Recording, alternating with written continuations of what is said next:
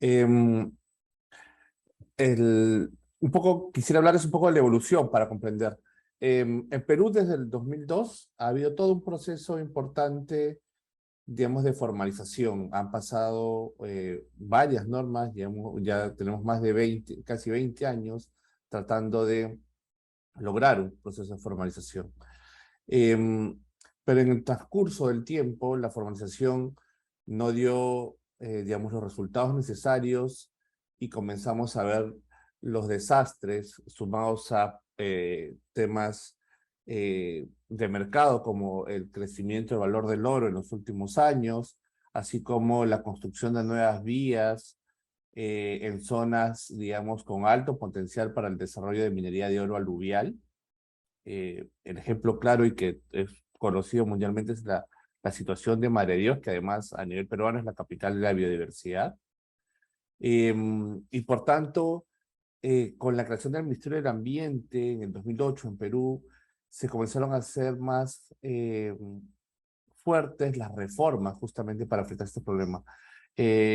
Y quiero resaltar este rol porque si ustedes ven varias de las normas que están asignadas como tema de minería ilegal e informal en la Amazonía vienen a partir del 2012 y son a través de decretos legislativos. El Poder Ejecutivo comenzó a pedirle facultades especiales al Congreso para legislar sobre esta materia. Y es a partir del 2002 que se va perfeccionando el marco legal y las medidas y herramientas para enfrentar la minería ilegal. Cabe resaltar también que, si bien es cierto, el Código Penal peruano vigente data de la década de los 90, del año 92 o 93, si mal no recuerdo, el capítulo de delitos ambientales fue recién modificado en el año, la primera modificación que tuvo fue en el año 2009. Y de ahí, con estos decretos legislativos que están señalados justamente en esta parte, se han hecho una serie de ajustes. ¿Y por qué resalto esto? Porque al igual que el caso colombiano, el tipo penal ambiental peruano es del tipo de una norma penal en blanco. Y por tanto, la tipificación del delito tiene que estar aparejada de que haya un lenguaje y una capacidad de articular y comprender la norma ambiental especializada con el tipo penal.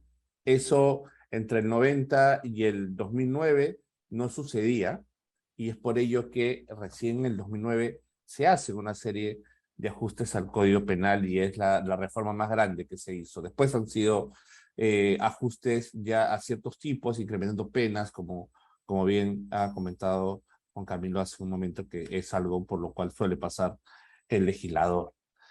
Eh, También se comenzó a priorizar el trabajo en áreas prioritarias y de alto valor para la conservación, como en el caso de áreas naturales protegidas.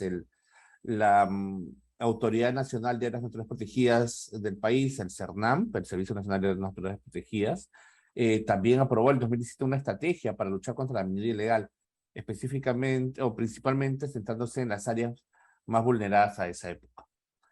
Eh, Asimismo, en el 2019 se dio un nuevo ajuste, que es el último ajuste normativo que ha habido sobre el proceso de formalización, en el cual también se ampliaron y se relajaron ciertos plazos. Entonces, esto también genera durante este proceso de discusión en el Congreso una serie de expectativas y un desorden en los procesos de formalización que va aparejado además a el crecimiento y la apertura de nuevas áreas de minería ilegal con la presunta ambición de que van a poder ser formalizados en el corto plazo.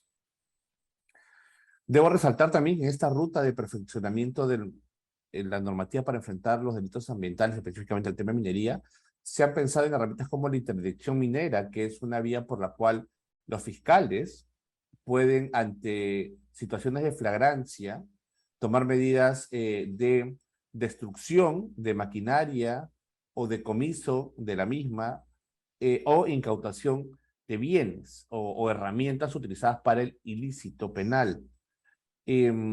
También se han establecido medidas como la posibilidad de incentivar y promover el trabajo articulado entre el Ministerio Público y las autoridades de gobierno, facilitando el tráfico de información sensible o reservada. Incluso el delito de minería ilegal, por ejemplo, al igual que el de tráfico ilegal de madera, como recientemente el tráfico de fauna silvestre, en el caso peruano, pueden ser casos que pueden ser incluso vistos bajo el régimen de crimen organizado, un régimen que le da una serie de prerrogativas especiales a los fiscales que no gozan con los delitos comunes, como lo podrían ser los delitos ambientales.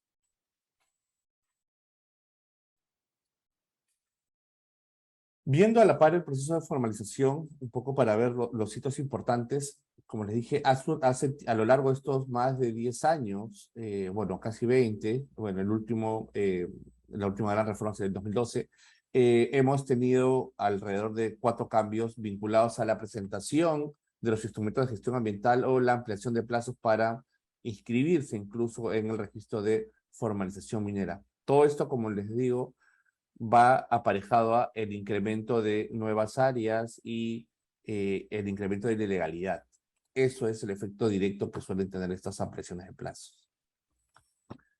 Sobre el proceso de formalización, y aquí lo paso rápidamente, los departamentos amazónicos con mayor número de mineros formalizados son Madre de Dios, San Martín y Loreto. Solamente hemos tenido hasta el 2021, el Ministerio de Energía y Minas reportó 1.607 formalizados, y solo en Madre de Dios el total de personas por formalizar a la fecha o al 2021 eran más de 3.000 titulares. Ya hablando sobre el impacto, digamos, de las políticas públicas en lo que respecta a la lucha contra la minería ilegal, yo esto aquí recojo un informe de la Defensoría del Pueblo del año 2018 en Perú, eh, da ciertos detalles sobre cómo ha evolucionado el proceso.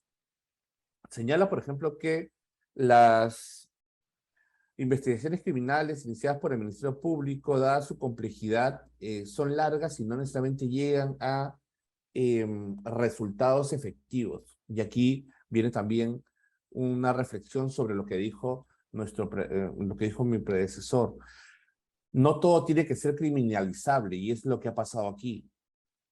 A nivel de cifras, por ejemplo, el Ministerio Público recibe cada año 7.000 nuevas denuncias ambientales, de las cuales solo el 15% terminan siendo llevadas ante un juez para que procese a estas personas.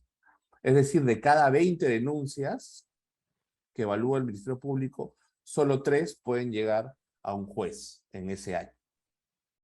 Esto genera además un clima de impunidad, que es justamente lo que resaltaba la Defensoría del Pueblo. Y la Defensoría del Pueblo lo que recomienda es que el delito de minería ilegal debe perseguir la criminalidad compleja, no dedicarse a castigar a pequeños extractores. Para eso está la vía administrativa. Jean-Pierre, te Sí, quedan 5 minutos. correcto. Voy de frente entonces a las lecciones aprendidas. Sobre el delito de minería ilegal, hay que entender que es un delito complejo y que genera impactos económicos, sociales, que requieren un trabajo multisectorial. Por lo tanto, se requiere una especialización en el desarrollo de las estrategias de prevención y lucha contra la minería ilegal. No tenemos que ver el delito ambiental por sí, solo por el árbol tumbado o la pérdida de cobertura, la deforestación, sino por los impactos generados a la sociedad: contaminación de agua, pérdida de suelos, incluso cambio climático, pérdida de medios de vida. Las medidas coercitivas, además, deben estar acompañadas siempre con nuevas oportunidades para erradicar totalmente estas economías ilícitas. La sola represión por sí, lo único que genera es que se abran nuevos frentes o que la gente regrese con el paso del tiempo. También ser conscientes de que siempre van a haber zonas grises en la legislación, que desde el punto de vista penal suelen, en algunos casos, ser causal suficiente para excluir de responsabilidad a los actores. Entonces, sí es importante aquí la preparación y la consolidación de la especialidad ambiental a nivel de fiscales y jueces, no solamente en primeras, sino también en segundas instancias.